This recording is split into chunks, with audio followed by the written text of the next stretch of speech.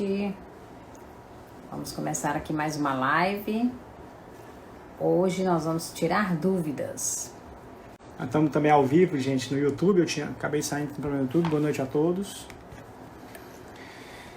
Gente, essa live é sobre um tira dúvidas geral sobre fertilidade. A gente tem notado aí nas redes sociais, nas mídias, muitas dúvidas sobre a questão da fertilidade, sobre as dificuldades de engravidar, muitas pacientes que têm dúvidas sobre fertilidade natural, sobre as doenças, muitas dúvidas ali sobre os tratamentos, etc e tal. Então, vamos lá. Eu acho que algumas pessoas o pessoal já está entrando. Nós vamos começar a falar um pouquinho aqui sobre... o Bruno aqui está no YouTube. Bruno, eu parei, voltei. Estamos aqui já. Então, podemos começar. Vou começar com algumas perguntas que a gente recebeu ali no inbox e nas perguntas que nós fizemos no Instagram, tá? Ou podemos começar pela primeira pergunta aqui da Leiliane, que tenta engravidar há quase 2 anos, consegue e consigo... Não, ela não consegue engravidar e a transvaginal deu folículo dominante. O que é que significa isso, né? Leiliane, o folículo dominante é um sinal bom, é o cisto que leva dentro o óvulo. Então é um sinal de que provavelmente você esteja ovulando. Então o seu problema de engravidar talvez não seja ovulação. Você precisa investigar outros motivos para a dificuldade de engravidar. Então o folículo dominante todos os meses nós mulheres vamos ter. Sempre que a gente vai ovular, o óvulo vai crescer dentro de um folículo. Espero que você tenha entendido. Então não é nada de ruim, é bom. Na verdade é isso que a gente quer todos os meses, né? Uma ovulação e um folículo dominante ali, que significa folículo, gente, o que teoricamente dentro dele está o óvulo, tá? Eu vou aqui para uma primeira pergunta, que foi muito recorrente, e começar falando sobre o natural, né? Pergunta que nos fizeram: qual a chance de uma gravidez se eu tenho relação no período fértil? Muitas pessoas acham que é só ter relação no período fértil e vai engravidar, né? Então, teve relação naquele período, ovulou e engravida.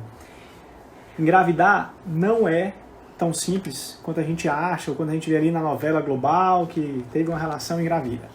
Então, a taxa de gravidez mensal de um casal jovem, sem problemas de fertilidade, gira ali em torno de 25% a 30%. Por isso que a gente tem ali o período de 1 ano, para que a gente diga que esse casal realmente tentou engravidar. Então, ninguém que tentou engravidar há menos de 1 ano, isso respeitado, logicamente, a questão da idade, até 35 anos ou um pouquinho mais com uma boa reserva de óvulos, pode ser taxado de infértil. Então, ou que tem alguma doença, logicamente. Então, o que é que se define como tempo normal para engravidar? 1 ano de relações sexuais regulares num casal jovem, principalmente da idade da mulher,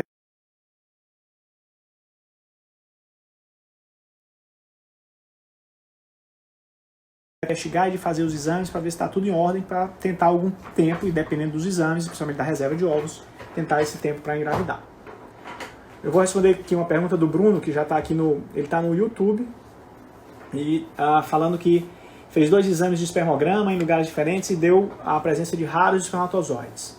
O que é que deve fazer? Ele tem 40 anos, é jovem, né, a idade masculina boa, e a esposa com 35. Bruno, se tem raros espermatozoides, a gente precisa saber qual a qualidade, se tem movimentação, a gente precisa saber que quantidade é essa e qual a formação, quantos bons espermatozoides você tem.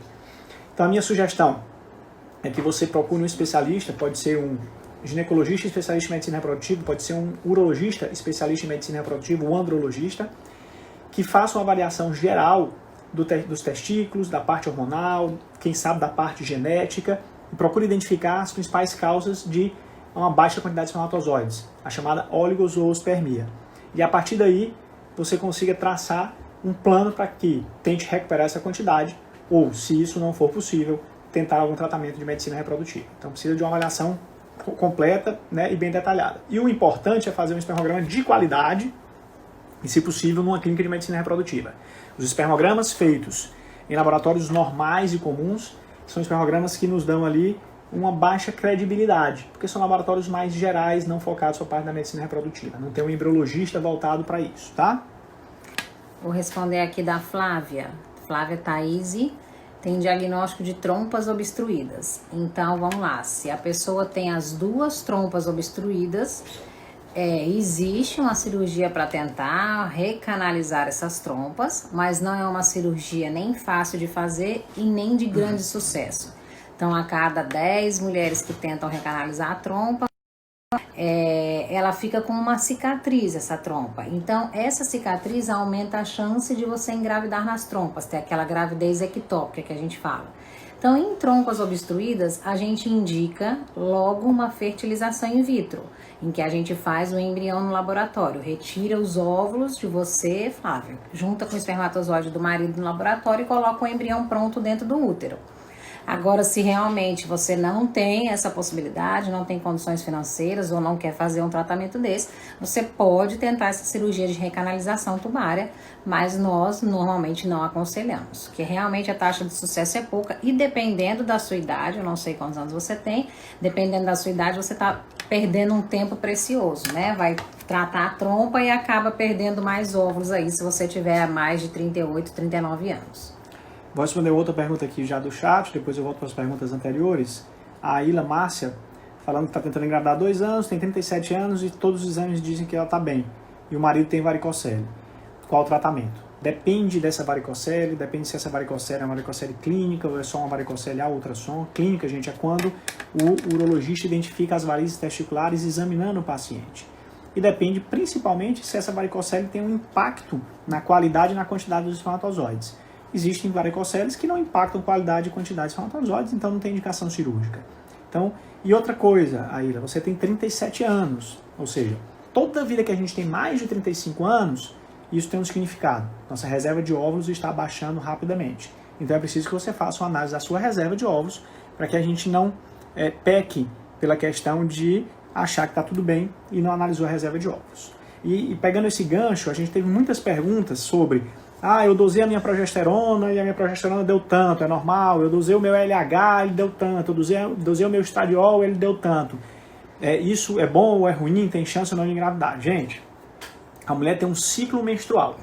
Então ela menstrua, zera praticamente todos os hormônios, digamos assim. Todos os hormônios ficam em níveis baixos e aí ela começa um novo ciclo para uma nova ovulação. E o que acontece com isso?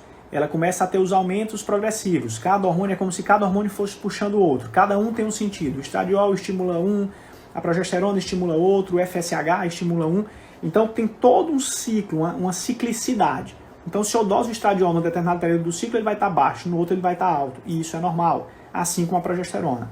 Tem muita gente que usa o parâmetro progesterona para dizer que tem uma déficit de progesterona, mas na verdade provavelmente dosou a progesterona numa época em que ela estava baixa. Antes da ovulação, a progesterona sempre é baixa.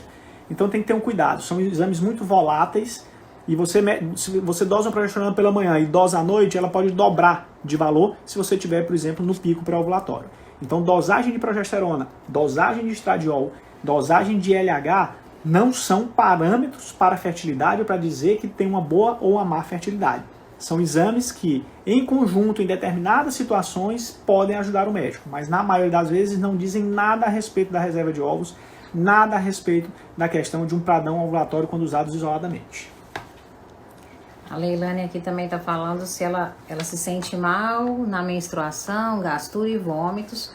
Isso aí são dos hormônios, né, Leilane? É que nem o Daniel falou, um hormônio no começo do nosso ciclo, o hormônio está zerado e realmente quando a gente vai menstruar é o pico dos nossos hormônios porque o organismo está preparado para receber a gravidez.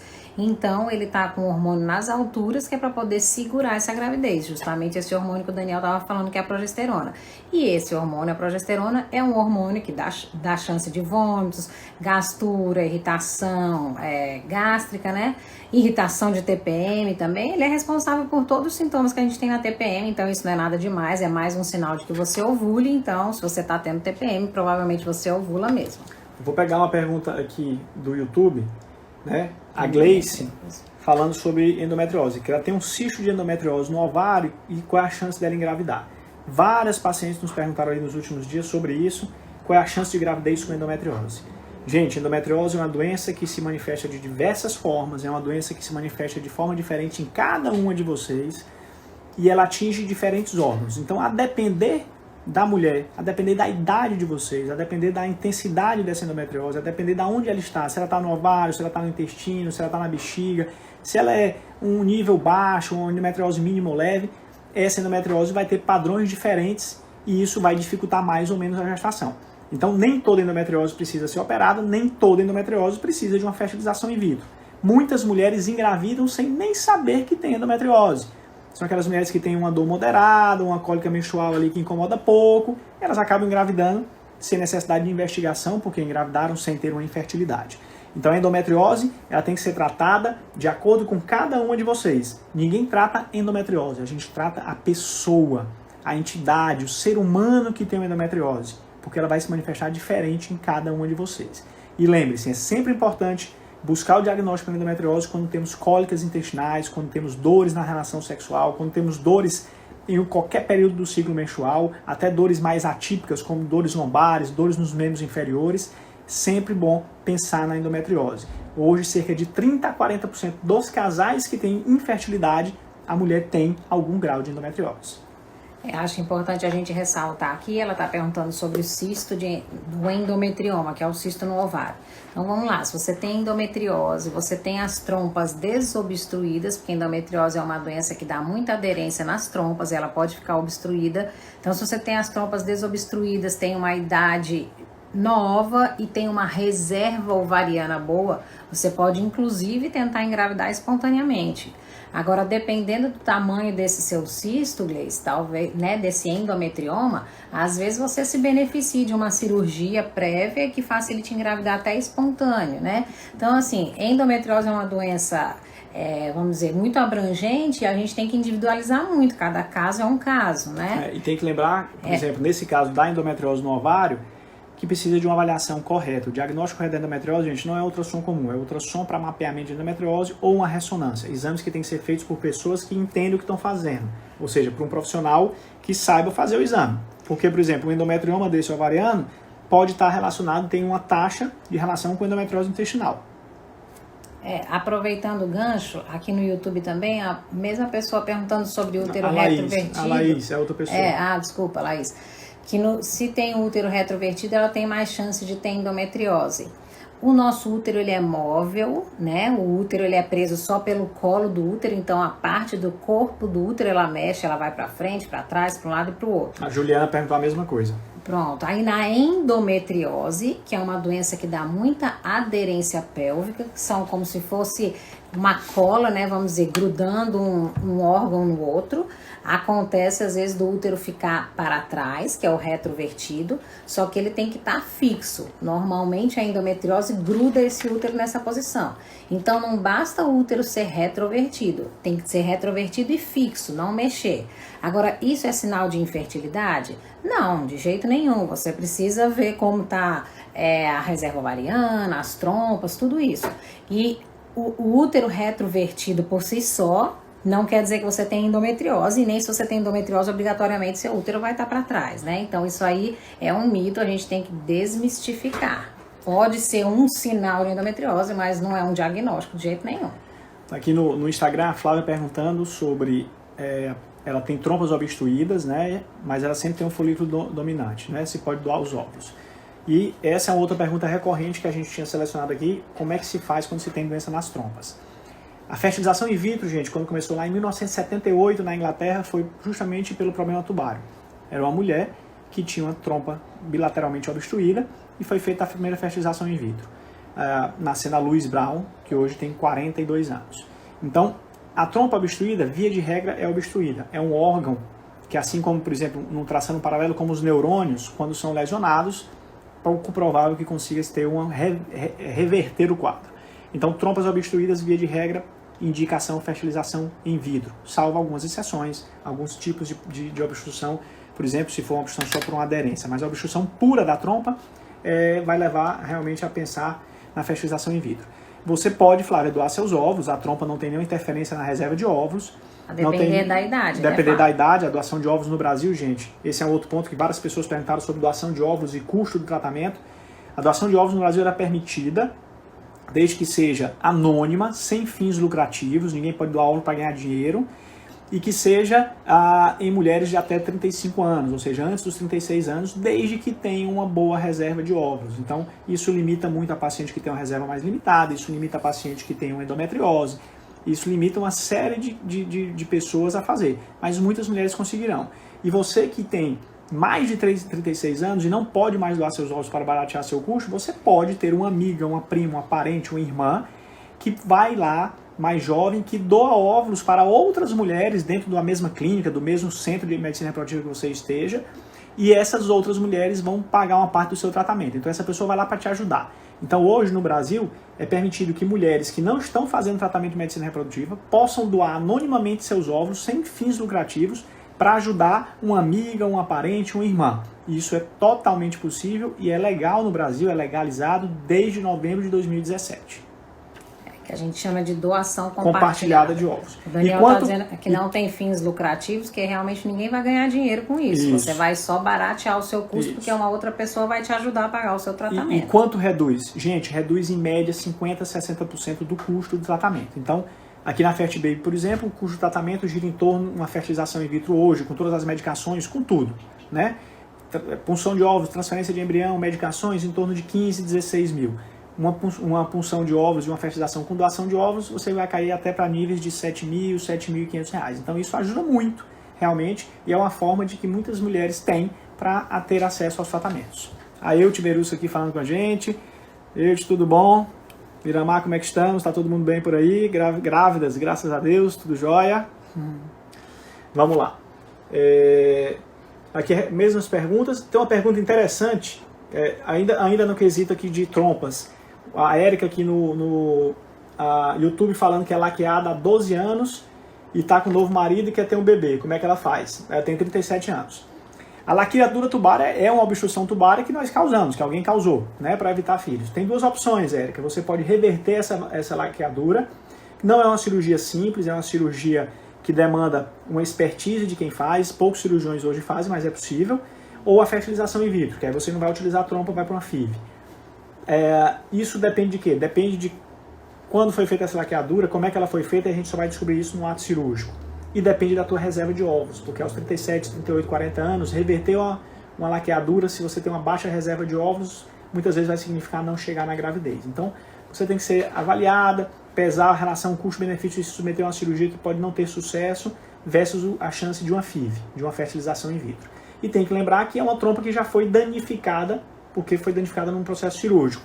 Então essa trompa pode voltar a funcionar, não ficar 100% ok e aumentar o risco, por exemplo, de uma gravidez ectópica. Então, trompa é um órgão muito complicado de se resolver o problema dele, feito ou por uma obstrução natural, e a gente vai ter uma dificuldade de retornar à função normal dessa trompa, via de regra. Aqui, Thalita, obrigada. Disse que meu batom vermelho ficou muito bem em mim. O meu batom, diga-se de passagem, é da minha filha Helena, que está aqui hoje ao nosso lado. Eu não estava achando nenhum batom e a Helena falou, mãe, eu te empresto o meu. Ela tem 5 anos, viu, gente? E ela está aqui na live, porque ela falou que ia ficar na live. Isso, ela está aprendendo na live. Obrigada, Thalita. Beijos. Vou responder uma pergunta aqui da Raquel Cidreira aqui no YouTube, perguntando do hipertireoidismo. Essa é uma excelente pergunta, muitas vezes a gente não valoriza isso, e ela querendo saber qual o nível de TSH adequado para engravidar ou para uma fertilização in vitro, uma transferência de embrião. Tanto o hipotireoidismo, que é muito mais comum do que o hipertireoidismo, quanto o hipertireoidismo, se estiverem desregulados, eles vão diminuir a taxa de implantação dos embriões, a chance de uma gravidez espontânea, vão aumentar o risco de abortamentos. Então a recomendação hoje é ter um TSH até no máximo 2,5, né? Para que a gente tenha ali uma chance legal e bacana de engravidar. A Dani está dizendo aqui que ela tinha uma progesterona de 2,75 no 19º dia do ciclo. Essa pergunta, Dani, eu até acho que não respondi ainda. Respondi já, mostrando aquilo lá, né, que falei. Era aqui, dava selecionada. É aquilo lá que eu falei.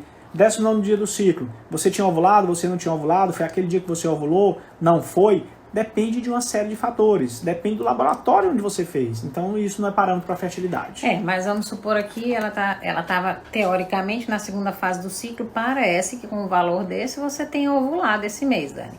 Agora, a progesterona não é um parâmetro para a gente saber se você tem que tomar Indux ou não. O Indux é um indutor da ovulação, então ele é utilizado em mulheres que não ovulam. Ou a gente pode usar também algumas mulheres que ovulam e que a gente queira aumentar a ovulação naquele mês, ovular 2, 3 óvulos no mês. Aí, sim, para saber se você responderia bem ao Indux ou não, só você tomando e fazendo um controle de ovulação. Então a progesterona por si só não indica se você tem que tomar Indux ou não. Obviamente que precisa saber qual é a sua patologia, qual a dificuldade que você tem para engravidar, para a gente saber qual o melhor tratamento no teu caso e no do teu marido. Eu vou responder uma pergunta aqui, na verdade eu vou passar para a Lília, que eu estou falando demais hoje. Quem fala mais é sempre mulher. Vamos lá. Sobre o ovário policístico. A Lígia aqui me perguntando no YouTube sobre ovário policístico, que tem ovário policístico, tenta engravidar há 16 anos e esse ano ela engravidou e perdeu. Então, várias perguntas também que a gente teve ali no Instagram sobre o ovário policístico. Lília, o ovário policístico realmente dificulta uma gravidez espontânea, ele pode dificultar até uma fertilização in vitro. O ovário policístico é só uma alteração hormonal ou tem muito mais coisa por trás dele? Como é que a gente pode solucionar ou melhorar a fertilidade de uma paciente com ovário policístico? Certo. O ovário micropolicístico, né? Muita gente acha que é só aquele o ovário que no ultrassom tá cheio de policisto, de cisto, e na verdade não é isso. Existe a síndrome dos ovários micropolicísticos e essa sim realmente pode atrapalhar você a engravidar. Então, para você ter uma síndrome dos ovários policísticos, você tem que ter uma certa quantidade de pré-requisitos, vamos dizer assim. Então, não basta ser só o ultrassom alterado. Você precisa ou ter alteração no seu ciclo menstrual, então você fica muitos meses sem menstruar. E se você fica muitos meses sem menstruar, é sinal de que você não ovula.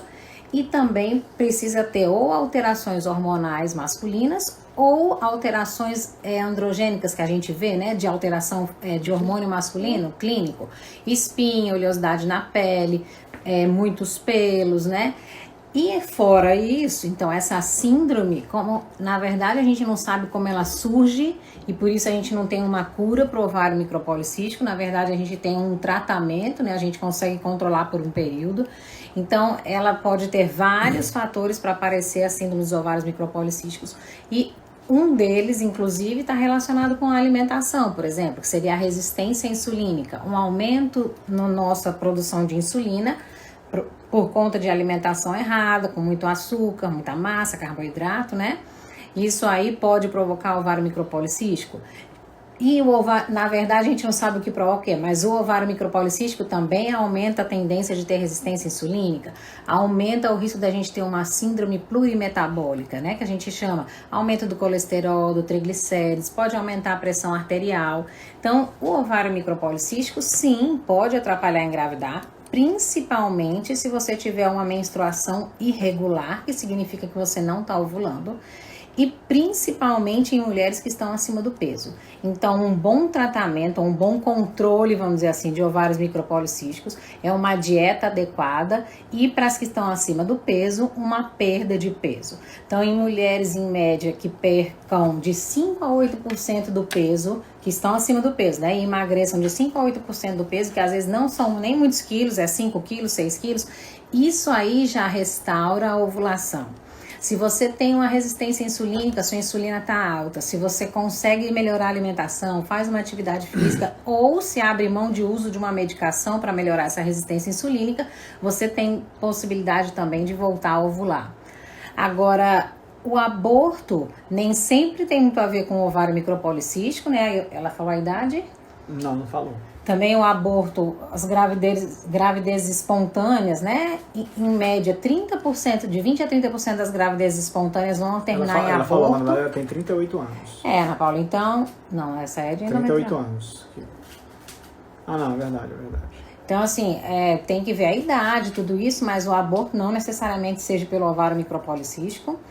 E se as mulheres a gente faz normalmente em quem tem a menstruação irregular e não ovula, no caso aqui, a gente pode fazer uma indução da ovulação para ajudar a ovular e conseguir engravidar espontaneamente em casa, né? Eu quero finalizar essa parte de ovário policístico falando o seguinte.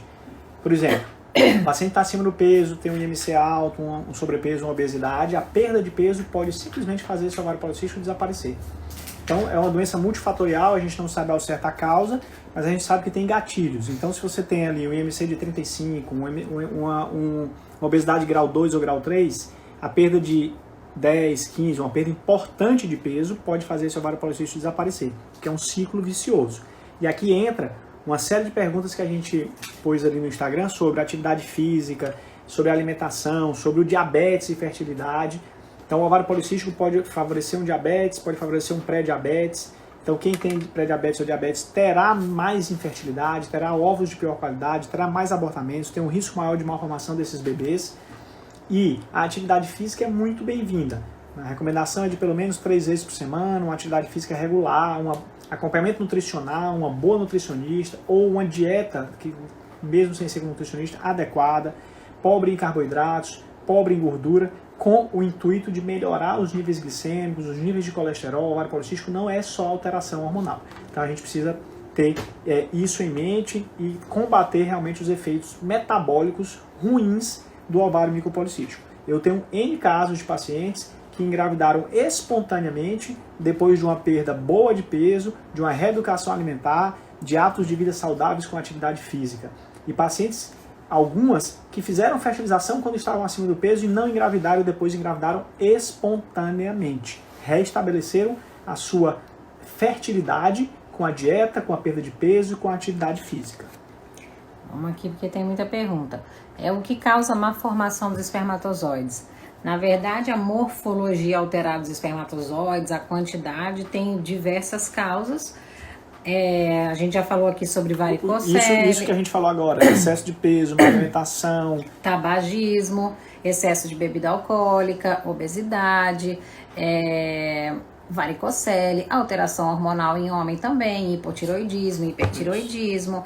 E também não podemos esquecer de doenças genéticas. Às vezes a pessoa nasceu com alguma alteração genética que produza menos espermatozoide ou espermatozoides alterados. Aí realmente vale uma investigação com um urologista ou mesmo com um ginecologista especialista em reprodução, né? Gente, antes da próxima pergunta, quem tá gostando, igual o pessoal do YouTube faz, né? Dá o seu like, se inscreve no canal no YouTube e aqui na nossa página do Instagram, põe o coraçãozinho que faz com que essa live vá chegar a mais pessoas ali. Deem os seus corações aí pra gente.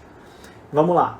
Aqui no YouTube, uma pergunta bacana. Primeiro aqui, a Juliana e o Eldo dizendo que amanhã tem uma consulta comigo. Bacana, amanhã a gente se vê, gente. A Ana aqui, querendo saber em quantas vezes a clínica parcela um tratamento de fertilidade FIV. Na clínica a gente pode parcelar em até 10 vezes, mas a Fertibaby sempre tentando se antecipar frente ao mercado, aos concorrentes, a gente está ali buscando um plano de financiamento maior, né? Esse plano de financiamento aí, estipulando financiamentos de 12, 24, 36 vezes.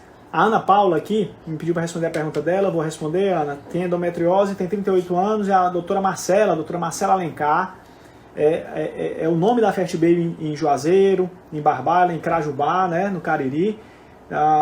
Está com a gente já há mais de um ano, tem a mesma formação, viemos todos da USP em Ribeirão Preto. Então, ela lá, o Dr. Roberto Didier, em Sobral, que é o braço da Fertibaby em Sobral. A Fertibaby em Sobral já está há 4 anos, já tem um laboratório de inseminação, de processamento seminal em Sobral, foi pioneiro em Sobral também. E a Ana Paula está perguntando, falando que a doutora Marcela passou clomide, controle de ovulação, só que não conseguiu engravidar. Ana Paula, assim como várias mulheres, e como eu abri a live hoje falando sobre chance de gravidez no período fértil, naturalmente, a taxa de gravidez tendo atividade sexual, seja no dia a dia, ou seja num coito programado, ela não é tão alta ao mês. Então essa taxa num coito programado gira em torno de 10%. Então é preciso que você tenha N tentativas, ou algumas tentativas, e se fala em torno de 5, 6 tentativas pelo menos, para que você tenha uma taxa acumulada de gravidez maior. E tem que lembrar que aos 38 anos existe a questão da qualidade desse óvulo, que pode te dar uma dificuldade para engravidar. Então, a taxa é baixa. Se a gente olhar para 10% ao mês, significa que se um mês eu tenho 10 casais tentando indução de ovulação, 1 engravida, 9 não engravidarão. E aí alguns desses casais, depois de 4, 5, 6 tentativas, terão que pensar em passar por uma inseminação ou para uma fertilização in vitro. Com certeza a doutora Marcela observou a sua reserva ovariana, porque você já tem 38 anos, também não dá para ficar perdendo aí muito tempo fazendo indução se a reserva não fosse boa, né? Exatamente. Então talvez tentar aí mais uns 2, 3 meses. O que eu posso te dizer, Ana Paula, é que você está em ótimas mãos. No Cariri, não tem, ou na região ali de Cariri, interior do Pernambuco, que faz fronteira com aquela região, não tem ninguém mais capacitado que a doutora Marcela. Pode seguir as orientações aí dela. Tá? Vamos lá. Aqui uma pergunta até interessante, essa é uma pergunta bacana. É o Jairo aqui perguntando, dizendo que o importante para engravidar é que o homem ejacule muito ou é importante a qualidade? é importante tudo. Se você tem uma pequena quantidade de sêmen, menos de 1,5 ml, ou se você tem uma qualidade ruim, você vai ter perdas. Então, os dois são parâmetros importantes. Não adianta você ter um sêmen de excelente qualidade e pouca quantidade e vice-versa. Mas na realidade, o que é que se vê no dia a dia? Se vê uma quantidade reduzida e uma qualidade reduzida. Então, ou uma quantidade boa com qualidade reduzida. Agora, pequena quantidade com boa qualidade é mais difícil. Então, esse sêmen tem que ser avaliado, meu amigo, para que você saiba qual é a sua capacidade fértil. É difícil, mas já a gente vê, óbvio, pessoa que ejacula só 1 ml tem um espermograma bom. Agora, é importante lembrar aqui que o ejaculado é pouco mesmo. Às vezes você tem a impressão de que é pouco, porque é pouco. 3 ml é muito pouco, mas é a média do ejaculado. Então, às vezes você está com essa impressão, mas se você fizer um exame, provavelmente você vai ver a quantidade. O parâmetro normal no ejaculação é acima de 1,5 ml. Se você puser isso numa xícarazinha de café, ela não vai encher nem a metade da xícarazinha de café pequena. Então tem que ter um cuidado com isso. Né? Então, com certeza. Na verdade, os parâmetros são diferentes. A Tamara está perguntando como são classificados os embriões. Nos primeiros dias de vida, né, até o 3º, 4º dia de vida, a gente consegue contar as células deles. Então a gente realmente classifica eles pelo número de células e a gente coloca esse número no começo, que é o 4, 5, 6 células, e a classificação das letras, que é o ABCD, que é a simetria dessas células. Então, o quanto as células são parecidas, vamos dizer assim, ou uma tá maior, uma tá menor, uma tá fragmentada, não sei explicar fragmentado, né? Imagina como se você tivesse... uns grãozinhos de areia. Assim. Imagina como se você tivesse um asfalto liso e um paralelepípedo, um calçamento, né? Isso seria uma fragmentação. Agora, existem diversos sistemas de classificação, não só esse. Esse é o que nós utilizamos, ou que a maioria das clínicas tem utilizado. Até para classificar blastocisto, que é o embrião de 5º dia, existem diferentes sistemas de classificação. Então, na verdade, o que mais importa para a classificação, na minha opinião, é a visão do embriologista. Porque o embriologista, ele tem uma capacidade de leitura diferente que vai variar de um para o outro. Então, se você confia no seu embriologista e tem um ótimo embriologista, uma ótima equipe de embriologistas, eu ficaria tranquilo em transferir embriões que talvez em outros locais sejam considerados embriões de não tão boa qualidade. Nós temos N gestações de embriões que não são considerados nota 10. N. Muitas gestações mesmo. Francisco José está dizendo que tem o sangue negativo. Deve ser a mulher, né? Um O negativo e o filho foi positivo, ela fez laqueadura e não tomou a vacina. E se ela quiser fazer uma fertilização in vitro, ela tem que fazer o exame genético. Na verdade, você pode fazer um cumbis indireto, né? Um exame. Não precisa ser um exame genético, né? Você faz em você um exame de sangue que chama cumbis indireto e vê se você ficou com esse anticorpo contra o sangue positivo. Mas aí, se você quiser saber, não, eu quero engravidar só se for um bebê negativo, aí realmente você vai ter que fazer um examezinho genético. Exato. E aí entra pro lado do PGTA, que é o diagnóstico pré-implantacional, que eu vou falar um pouquinho dele, porque é uma pergunta, teve uma pergunta hoje ali no Instagram falando para que serve ou para quem serve o diagnóstico pré-implantacional. Gente, o diagnóstico pré-implantacional é o quê? É uma técnica utilizada na fertilização in vitro, em que você biopsia o embrião, você tira partes desse embrião. Hoje já existe uma técnica experimental que você não precisa mexer no embrião, mas ainda é experimental, em que você tira o líquido ao redor do embrião e você vai tentar checar se cromossomicamente ou por genes aquele embrião é um bom embrião, né, do ponto de vista genético. Não é uma técnica 100%, não é uma técnica que não invade o embrião, não é uma técnica que não tem resultados que nos vão deixar em dúvida se é um resultado verdadeiro ou positivo. E essa técnica pode lesionar o embrião e isso pode diminuir a chance de um bom embrião implantar. Então a indicação para o PGTA, hoje é a sigla conhecida, que é o diagnóstico pré-implantação, o antigo PGD, PGS, é o quê? São aquelas mulheres acima de 40 anos, mas sobretudo se já tem tratamentos anteriores que não deram resultado, são as mulheres ou os homens, os casais que têm alteração genética, que conhecidamente têm uma alteração genética para não passar para a prole, para os filhos, aquele casal que tem um abortamento de repetição, aquele que teve 3 ou mais abortos, que não se identificou uma causa, e tudo isso tem que ser muito bem discutido. Essa semana nós tivemos uma aula para médicos na Sociedade Brasileira de Reprodução Assistida, que foi dada pelo Dr. Rui Ferriani, que foi nosso chefe em Ribeirão Preto, hoje ele é diretor da Faculdade de Medicina de Ribeirão Preto, que ele falou sobre abortamento de repetição. 1h40 falando sobre abortamento de repetição, as partes técnicas da coisa. E ele mostrou curvas surpreendentes, mostrando que mesmo depois de 2, 3 perdas gestacionais, a chance de sucesso em mulheres de 35, 36 anos, ela supera os 70% na quarta ou na quinta tentativa de gravidez, sem intervenção. E hoje existe a febre da trombofilia. Todo mundo acha que tem trombofilia, o diagnóstico está errado, e mesmo quem tem algumas alterações gênicas pontuais, como alteração do gene para metilfolato, como alteração do PAI1, com alterações de proteína S, proteína C, esses dados científicos não mostram benefício com o uso, por exemplo, da heparina, do Clexane, tão conhecidas, as injeções, né, ali tão conhecidas. Então a gente tem que ter um cuidado muito grande, porque a evidência científica mostra uma coisa, prática do dia a dia é outra, a gente tem que ter o meio termo dos dois, e a gente tem que tentar não invadir tanto o paciente, porque a gente acaba invadindo muito, a gente acaba passando muita medicação, e o paciente acaba tendo um custo maior sem ter resultado.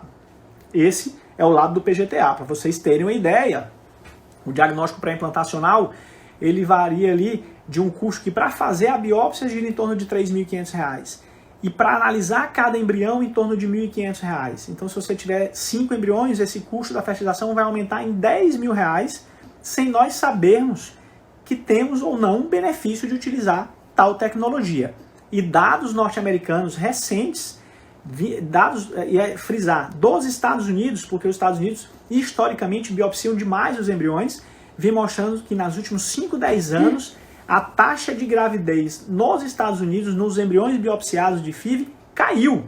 Tivemos menos gestações do que tínhamos há 10 anos atrás. Motivo? Invasão muito acentuada desses embriões, uma grande quantidade de embriões sendo biopsiados e perdendo sua capacidade de implantação. Sim, Sâmia, um embrião 6B no terceiro dia tem uma boa qualidade? Sim, 6 a 8 células, A e B são embriões de boa qualidade com o terceiro dia. Essa é uma pergunta importante. Qual exame fazer para a gente ver a reserva ovariana? Essa é excelente, fica com a Lília. Tem outra pergunta aqui também sobre reserva ovariana. Então, a gente tem 2 bons exames para fazer sobre reserva ovariana. Um deles é um exame de sangue, em que a gente dosa o hormônio antimileriano. Esse hormônio antimileriano, ele é produzido pelos folículos, né, que são essas bolinhas que vão produzir os óvulos. Então, quanto mais folículos a gente tiver, maior a produção desse hormônio antimileriano, então ele vai estar num nível mais elevado. E se esse hormônio antimileriano estiver muito baixo,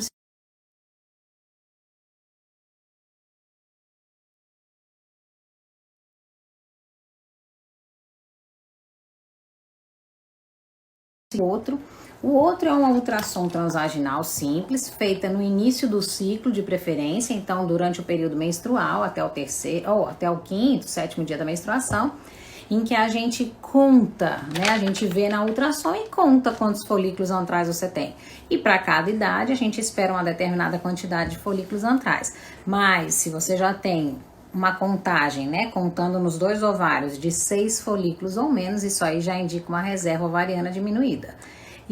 Esse tipo de exame normalmente é feito nas clínicas de reprodução com os médicos especialistas. Não tem como normalmente você não vai chegar numa clínica de radiologia, pedir para fazer uma transvaginal e contar folículos, que normalmente eles não fazem. Mas são esses 2 exames que dá para a gente ver a reserva. E vale salientar aqui que muitas pacientes fazem aqueles ultrassons para saber se estão ovulando, os ultrassons de controle de ovulação, e veem que estão ovulando e pronto. Se eu estou ovulando, eu tenho uma boa quantidade e qualidade de óvulos. E tem que ter um baita cuidado nisso, é o que eu falo. Quem vê cara não vê ovário. O ovário envelhece muito mais rápido do que o que as mulheres envelhecem hoje. Hoje uma mulher de 40 anos está na flor da idade, mas o ovário não está mais. Então, estar ovulando não significa ter boa reserva de óvulos ou ter boa qualidade de óvulos. Exatamente. Uma mulher de 50 anos que não entrou na menopausa pode ovular todos os meses, fazer os ultrassons e vai estar ovulando todos os meses, mas não tem qualidade nenhuma desses óvulos. Então, muito cuidado, porque esse não é o exame ideal, tá? A Ana Paula agradecendo aqui no YouTube. Obrigado, Ana. Eu vou responder aqui a Roseli. Só um minuto. Sim, Francisco José, a gente faz, lá na clínica, a gente faz muito esse projeto de doação compartilhada. Você pode doar óvulos para diminuir o seu preço, com certeza. Voltando à questão do custo aqui do Francisco, como eu falei, a redução com doação de óvulos gira em torno de 50% a 60%. Existem formas também de pagamento ser em 1, 2, 3 vezes, a gente consegue conversar sobre tudo isso. E nós vamos planejando aí, a FastBaby está planejando aí financiamentos por meio de alguns pelo mercado financeiro de 12, 24 vezes para facilitar a vida de todas vocês. Com relação ao custo, a gente falou da fertilização. O custo de uma inseminação, gente, gira em torno de R$ 4.000 a R$ 4.500, que é a técnica mais simples do que a fertilização in vitro, tá? Posso falar? Sim. Rosângela, para quem tem útero infantil e não menstrua, quais as chances de gravidez? Você não menstrua por quê, né? Isso é uma pergunta importante. Você já está na menopausa, ou você nunca menstruou na vida, ou você menstruou a primeira vez espontânea e agora a menstruação é toda útero infantil. Se você nunca menstruou a primeira vez, tem um útero infantil ainda, então aí a gente precisa investigar se você não tem nenhuma síndrome que não produz o hormônio, né? Talvez você não tenha os ovários trabalhando, vamos dizer assim, não produz hormônio.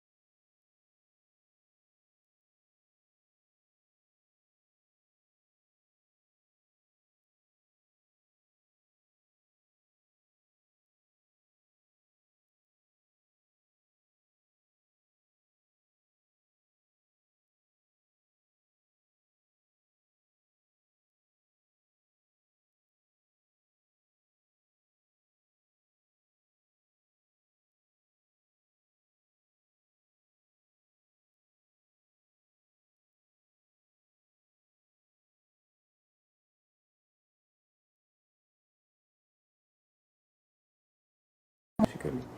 Vou responder aqui no YouTube enquanto tá reconectando, tá? Voltou aí, gente? Tava travando. A Roseli aqui no YouTube, falando sobre a miomatose uterina, né? Se a mulher pode engravidar, se mioma subseroso prejudica. Miomatose é uma das causas de infertilidade, mas os miomas subserosos ou intramurais são os miomas mais externos, não são um problema, tá? Então, somente ali, Roseli, o mioma interno, o mioma submucoso pode ser um problema e pode ser necessário realmente a retirada. Tá? E ela mesma perguntou se a vitamina E ajuda a mulher a engravidar. Na verdade, as vitaminas em geral são potencialmente bons em termos de antioxidação, né? Hoje se fala muito da vitamina D, do zinco, né? Do ômega 3. Tudo isso, gente, é bom e vale a pena, né? Pode ser utilizado, mas não é a bala de prata, não é o milagre, né, que vai ser feito. É muito mais importante ter uma dieta balanceada, ter um bom peso, ter uma boa atividade física. Sim, Francisco, o exame do Cumbis que eu falei pode fazer antes da gravidez, pode fazer qualquer dia, um exame de sangue normal. Joia.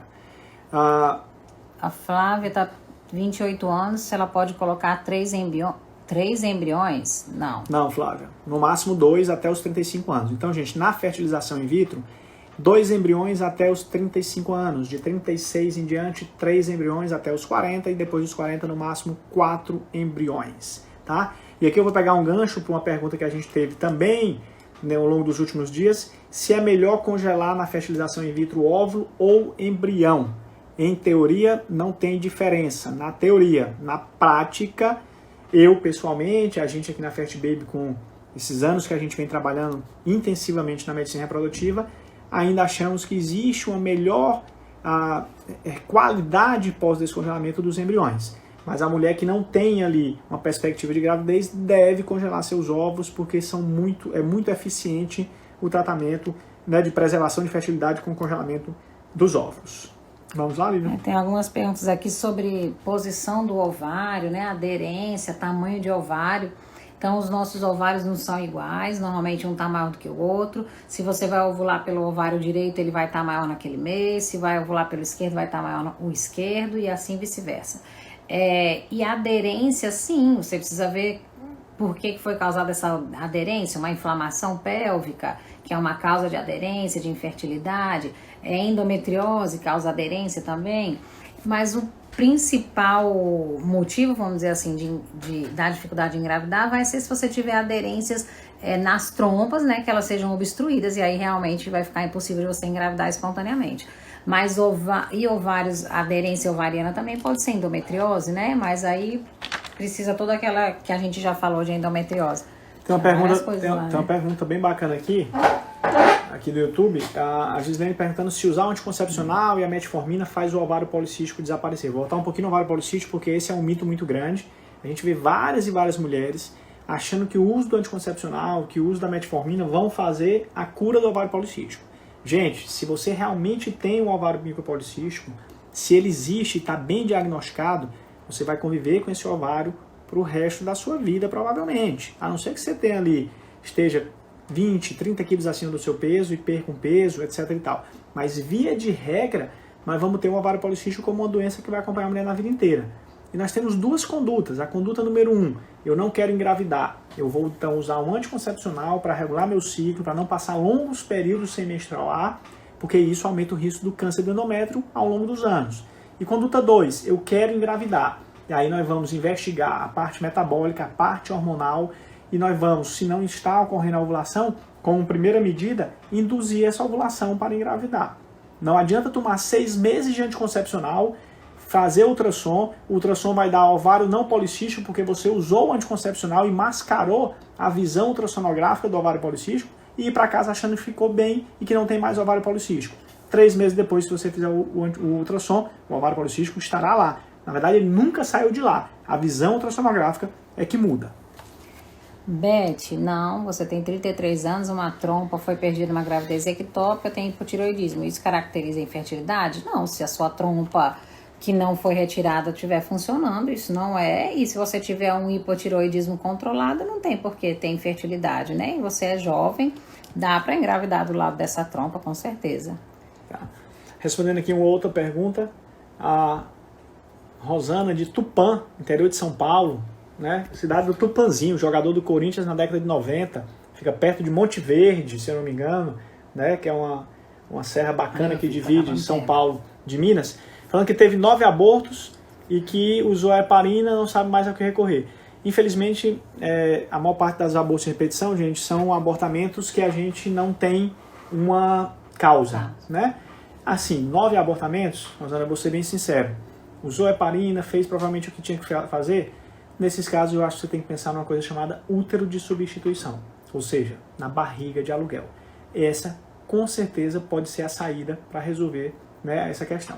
Lembrar que o útero de substituição, gente, no Brasil é permitido, ou seja, você tem que fazer uma fertilização in vitro para fazer o útero de substituição, e é permitido desde que você faça em parentes de até 4º grau. Então eu posso, por N motivos, como por exemplo 9 abortamentos, eu posso fazer uma substituição uterina, uma barriga de aluguel, desde que seja para minha mãe, tia, prima ou irmã. Você vai usar os seus óvulos com o espermatozoide do seu marido, Exato, formar um embrião no laboratório com o DNA de vocês. Isso, e colocar no útero de uma pessoa da família. Que essa pessoa vai gerar esse filho para vocês, mas vai entregar para vocês, ele é de vocês, né? Então eu também concordo, aí tem que ser um útero de substituição. A Valderei, falando aqui também, que tem 42 anos, um antimileriano de 0,02. A Lília falou sobre o antimileriano. Gente, o nível do antimileriano normal de 1,0 para cima. Então esse exemplo aqui é 0,02, um antimileriano muito baixo. E teve 4 folículos a ultrassom. Tem uma trompa obstruída. Tem chance de engravidar com seus próprios óvulos? Tem, porque você tem óvulos ainda, você ovula, mas a chance é pequena. Quantos por cento? Diria que naturalmente em torno de 1 a 2%. E mesmo realizando os tratamentos de medicina reprodutiva com esse antimileriano baixo aos 42 anos, essa taxa em uma fertilização não deve passar de 5 a 10%. Mas você precisa ter análise dos outros fatores e principalmente precisa tentar. É isso que eu ia falar, precisa tentar. Faz uma fertilização, vê como vai ter de óvulos e se não der, doação de óvulos. Pega óvulos de mulher mais jovem. Mais uma pergunta sobre qual o custo do tratamento sem a doação.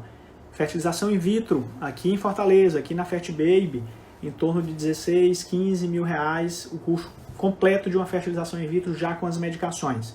A nível Brasil, esse nível vai flutuar. Eu diria que a nível Brasil nós vamos ter ali algo que vai ali até, flutuando dependendo da região, de 15 a 22, 25 mil reais.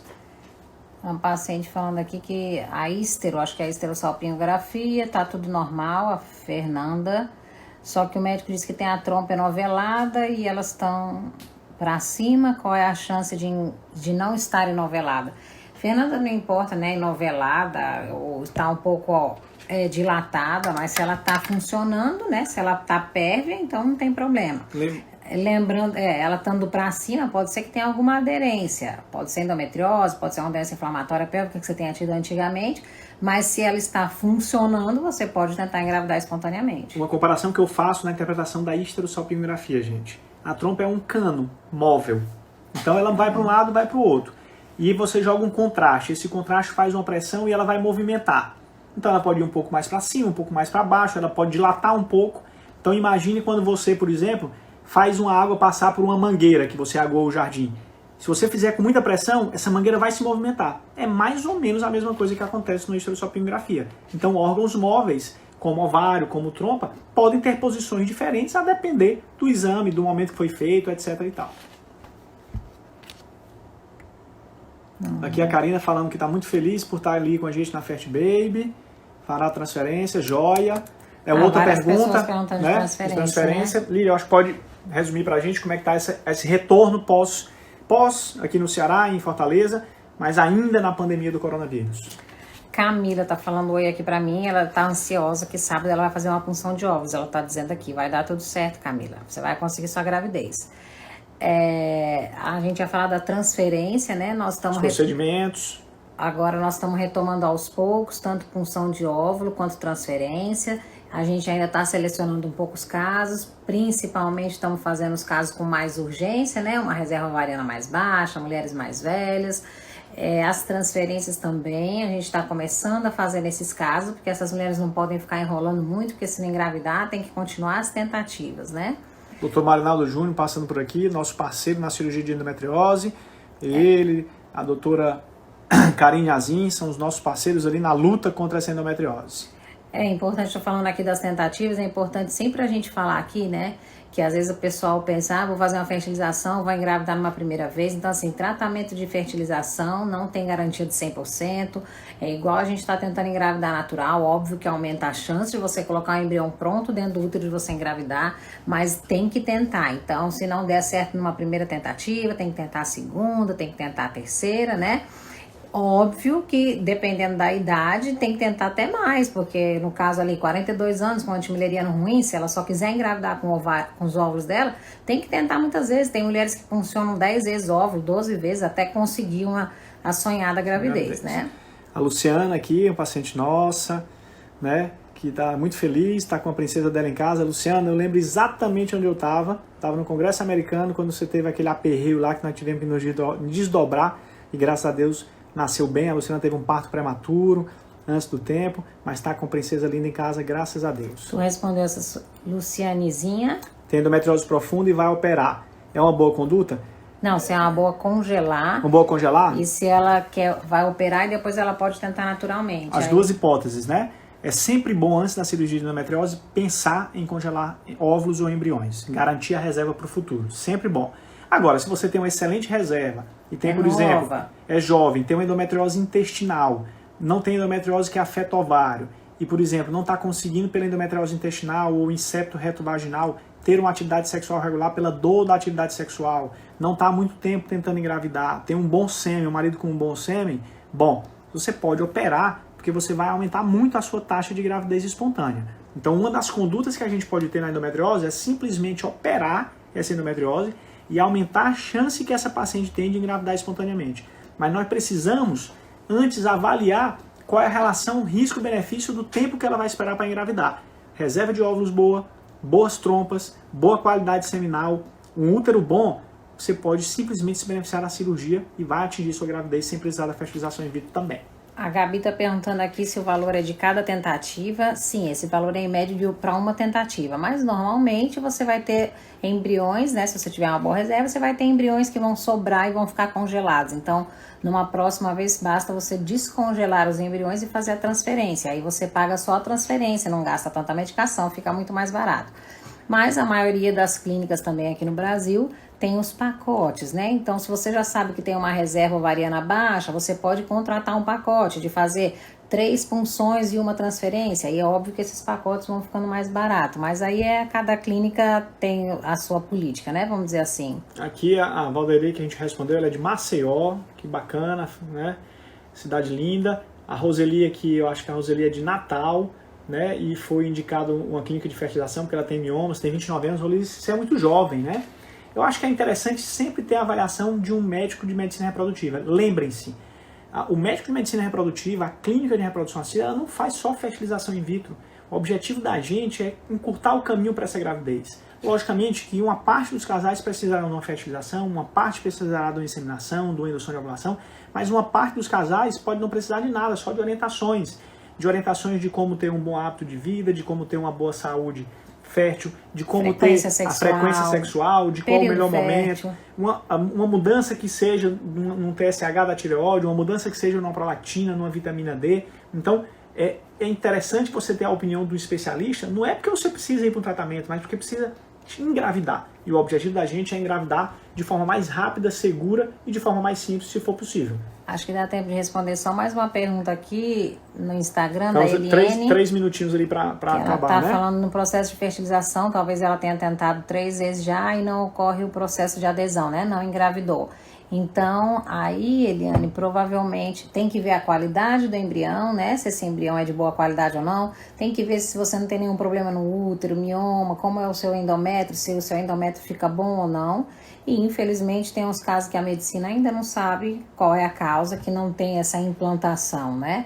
Mas isso aí também, tem as trombofilias, que a gente estava falando até agora. Então, assim, tem que realmente investigar e saber em mais detalhes o caso de vocês. Respondendo aqui a Valderi, que é de Maceió, ela falou que lá as clínicas não dividem os tratamentos. Esse é um dos objetivos que a gente tem. É você facilitar o pagamento, você facilitar toda essa vida de vocês. Porque a gente sabe que o que pesa muito, em primeiro lugar, eu acho que o que mais pesa é o psicológico. Mas no Brasil, pelas limitações que nós temos no nosso país, a parte financeira pesa muito, gente. E a gente entende isso. Então, a gente tem uma missão de facilitar tudo isso, de tornar mais simples esse processo, inclusive essa questão do custo e do tratamento, da acessibilidade. Acho que é a última perguntinha aqui, se der tempo, da Nira. 3 embriões de Nira, D3. tu tá grávida, mulher. Depois tu se preocupa com isso. Ah! Tem 3 embriões de D3 e um em D6. Seria melhor arriscar a D3. D3 sem dúvida nenhuma primeiro, tá? Ah, gente, quem tiver mais... Mas deixa pra depois, né? Agora tá bom demais. Sim, a gente tá fazendo consulta online, lógico. A Deia Mattioli aqui... a gente faz consulta online, a gente faz consulta presencial. Aí no nosso Instagram tem os contatos para ligar na clínica, é só agendar a consulta. Mas a Deia é de Juazeiro, você pode fazer consulta presencial com a doutora Marcela. É a mesma equipe, somos nós. Ela foi indicada, né, pela doutora Marcela. Né? A Marcela talvez tenha indicado pra gente fazer tratamento aqui, mas você faz toda a parte inicial aí, você precisa vir aqui só nos momentos finais. E a Marcela, a gente conversa todo santo dia ali pelo Instagram, na verdade pelo WhatsApp, né? A equipe tem ali uma coordenação com ela, com o Dr. Roberto Didier em Sobral. Então a Fat Baby hoje ela está em Sobral com o Dr. Roberto Didier e está em Juazeiro do Norte com a doutora Marcela. As grandes regiões do estado do Ceará cobertas ali com parceiros de excelente qualidade.